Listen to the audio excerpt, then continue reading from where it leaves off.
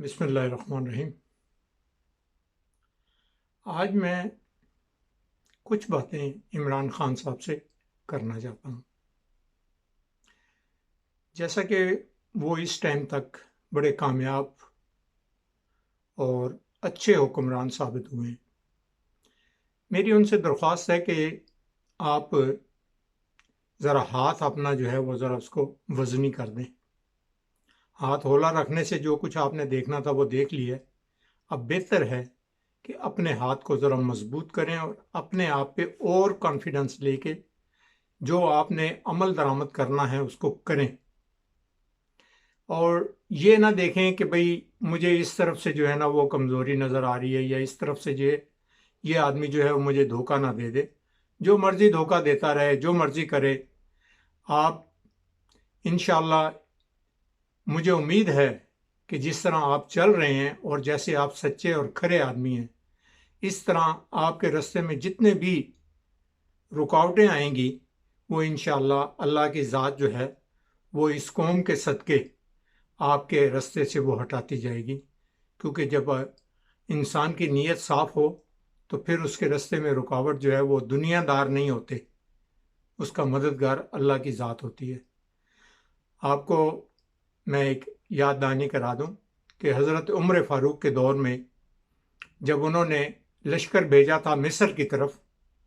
تو مصر کی طرف جب وہ لشکر بھیجا تو شام ہو گئی تھی، تو وہ سرحد پر پہنچ چکے تھے۔ تو حضرت عمر فاروق نے انہیں ایک خط لکھا تھا، اور اس خط کے دو عنوان تھے، یعنی اگر تمہیں یہ خط شام کو ملے اور تم اسے پڑھو اگر شام کو، تو پھر حملہ نہ کرنا اور واپس آ جاؤ۔ اگر یہی خط تمہیں ملے اور صبح کو تم اس کو پڑھو، اس کی تحریر، تو پھر تم حملے کے لیے تیار ہو جاؤ اور آگے نکل جاؤ، پھر تمہیں واپسی کے لیے کوئی ضرورت نہیں۔ اب دو تحریریں تھیں۔ جب تحریر لکھی گئی تھی مدینہ منورہ میں، تو وہاں پہ انہیں یہ نہیں پتا تھا کہ یہ شام کو کھلے گا یا خط یا صبح کھلے گا، لیکن انہوں نے دونوں صورتوں میں اللہ کی رضا کے لیے جو کچھ لکھنا تھا وہ لکھ دیا۔ اب وہ کیونکہ اگر شام کو اگر کھولتے تو پھر تو انہیں واپس جانا پڑتا، لیکن انہوں نے کیونکہ صبح کے ٹائم وہ خط، انہوں نے کہا بھئی اب ہم تھک گئے ہیں تو آرام کرتے ہیں، جو حکم ہے وہی حکم ہے، اس کے علاوہ تو کوئی بات نہیں، ہم نے تو امپلیمنٹ کرنا ہے۔ تو بہتر یہ ہے کہ ابھی اس کو رکھ دو، صبح فریش ہوں گے تو پھر جو ہے نا اس کو کھول کے دیکھیں گے اور جو حکم ہے اس پہ عمل کر لیں گے۔ ایسا ہی ہوا کہ صبح جب وہ خط کھولا گیا تو کیونکہ شام کے بارے میں تحریر اور تھی اور صبح کے بارے میں اگلا فکرہ تھا کہ بھئی آگے نکل جاؤ، حملہ کر لو، فتح کرو۔ تو پھر اس طرح مصر جو ہے اس کے بعد اتنا جلدی فتح ہوا کہ یہ روم کی سلطنت تھی اس ٹائم، اور یہ اتنا جلدی فتح اس لیے ہوا کہ وہاں کی عوام جو ہے وہ روم والوں سے متنفر ہو چکے تھے۔ قبائلی جو ان کے تھے وہ تو آگے ہی ان سے پناہ مانگ رہے تھے کہ بھئی یہ ہمارے پہ کیا اللہ کا عذاب آیا ہوا ہے۔ تو جب انہوں نے مسلمانوں کی فوجوں کو دیکھا تو انہوں نے ان کے ساتھ کوآپریٹ کرنا شروع کر دیا، اور وہیں سے انہیں کامیابی بھی ملنا شروع ہو گئی، اور اس طرح مصر فتح ہو گیا، یعنی روم کی ایک بہت بڑی سلطنت کا حصہ تھا وہ فتح ہو گیا۔ اس طرح میرا بھی کہنے کا مقصد یہی ہے کہ آپ حضرت عمر فاروق کا ایک دور ہے اس کا مشاہدہ کریں، اور انہوں نے کوئی نرمی نہیں رکھی تھی کبھی کسی کام میں، جو جائز کام ہے اس میں نرمی نہیں رکھی تھی۔ آپ کے ارد گرد جو لوگ بیٹھے ہوئے ہیں وہ آپ کو پھسلاتے ہیں کہ نرمی برتو اور دھیرے دھیرے چلو، کوئی ضرورت نہیں۔ آپ کی عمر اس ٹائم اس جگہ پہنچ گئی ہے کہ اب آپ کو اور چانس، آپ جوان ہونے سے تو رہے کہ آپ جوان ہو جائیں گے، اور پھر آپ کو جو ہے نا سارا موقع ملے گا اور آپ مزید اگلے قدم اٹھائیں گے، اور مزید جو ہے نا وہ تقویت آپ کو ملتی جائے گی۔ اب آپ دن بدن ایک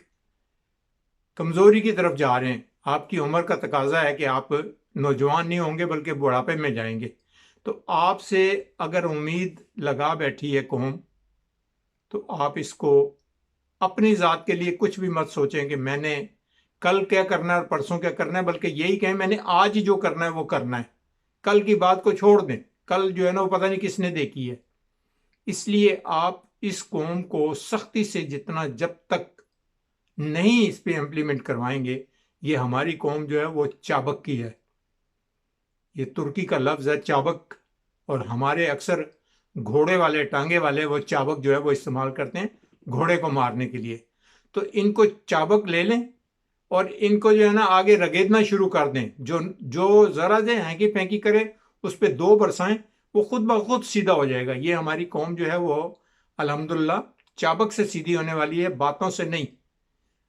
آپ اگر قانون پہ عمل درآمد کرانا چاہتے ہیں، قانون سازی کرنا چاہتے ہیں، تو آپ یہ کریں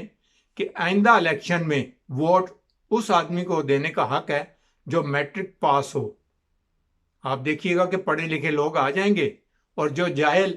گدھے جو ہیں جو وہ ووٹ دے کے ایک نالائق اور چور آدمی کو منتخب کرتے ہیں، وہ ان کا رستہ رک جائے گا۔ کیونکہ جتنے ہمارے ملک میں چور ہیں اتنے ہی ہمارے ملک کے عوام جو ہے نا وہ ان کو پسند کرتی ہے، اور جتنے یہ ان ایجوکیٹڈ ہیں یہ اتنا ہی ان لوگوں کو آگے لے کے آتے ہیں، کیونکہ ان کے ساتھ ان کے مفادات وابستہ ہیں کہ بھئی ہم مرغی چرائیں گے تو وہ ہمارے ساتھ تھانے چلا جائے گا، چرس بیچیں گے تو تھانے چلا جائے گا، شراب بیچ رہے ہوں گے یا پی رہے ہوں گے تو یہ ہمارے ساتھ تھانے چلا جائے گا۔ یعنی یہ اچھے آدمی کو اس لیے ووٹ نہیں دیتے کہ وہ ہمارے کام کا نہیں ہے۔ اچھے آدمی نے تو کہنا ہے کہ بھئی میں تھانے تمہارے ساتھ کیوں جاؤں، تم کام اچھے کرو تو مجھے غرض ہی کیا ہے تھانے جانے کی۔ اس لیے آپ خدا را کل کو بھول جائیں، آنے والے دن کو بھول جائیں، آج ہی جو فیصلہ کرنا ہے وہ آج ہی کریں، اور یہی سمجھیں کہ میں نے آج جو کر لیا ہے وہ کل کی نوبت نہیں آئے گی۔ اب کل جب آئے گی تو وہ پھر نئے سرے سے اس سے اگلی سیڑھی پہ چڑھ کے آپ اتنی ہی سختی کریں تو یہ عمل درآمد ہوتا ہوا نظر آئے گا۔ ورنہ یہ قوم جو ہے نا، یہ میں نے جو پہلے کہا ہے کہ میٹرک پاس بندے کو ووٹ کا حق دیں، اس کے علاوہ کسی کو مت حق دیں۔ کیوں؟ چاہے عوام ہے تو ٹھیک ہے، پڑھے، کوئی اس کو منع تو نہیں کیا، گورنمنٹ کو منع کر دیا پڑھنے سے تمہیں۔ انہوں نے تو جو پہلی سابقہ حکمران تھے انہوں نے تو اسی لیے ان کو پڑھا لکھا نہیں بنایا کہ اگر یہ پڑھ لکھ گئے تو یہ ہمارے ہی رستے میں روڑے اٹکائیں گے۔ مجھے یاد ہے اچھی طرح کہ اسلام آباد میں ایک لڑکا تھا، تو جب میں نے اس سے پوچھا کہ یار تم اگر پڑھ لکھ گئے ہو تو تم اپنے گاؤں میں ہی رہ کے تو بہت کچھ کر سکتے تھے، وہاں پہ بھی تو آخر تمہاری ضرورت تھی۔ اس نے کہا جو ہمارے گاؤں کے جو بڑے جو معتبر لوگ، جنہیں ہم معتبر کہتے ہیں، چور چکوں کو معتبر کہتے ہیں نا، وہ معتبر جو ہیں وہ ہمیں اس قابل نہیں رکھتے کہ بھئی ہم اٹھ کے سر بھی اٹھا سکیں ان کے سامنے۔ وہ جیسے ہی دیکھتے ہیں کہ بچے نے میٹرک کر لیا، اس کو شعور آ گیا، یا تو اس کو کسی جرم میں جو اندر کروا دیں گے، یا اپنا کانا کر دیں گے، یا اس کو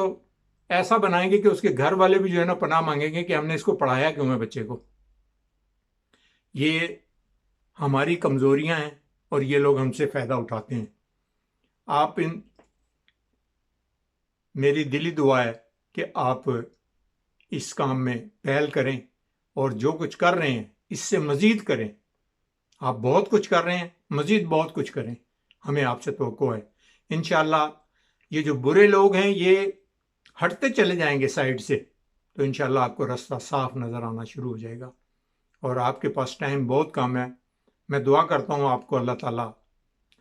اچھی اور صحت والی عمر عطا فرمائے، اور ہمارے ملک میں جب تک کوئی اچھی چیز نہیں بن جاتی جب تک آپ کو اللہ تعالیٰ بہتر اور آسان زندگی عطا فرمائے۔ میری دعا ہے آپ کے لیے، آپ کی صحت کے لیے بھی۔ وآخر دعوانا الحمدللہ رب العالمین۔ السلام علیکم ورحمۃ اللہ وبرکاتہ۔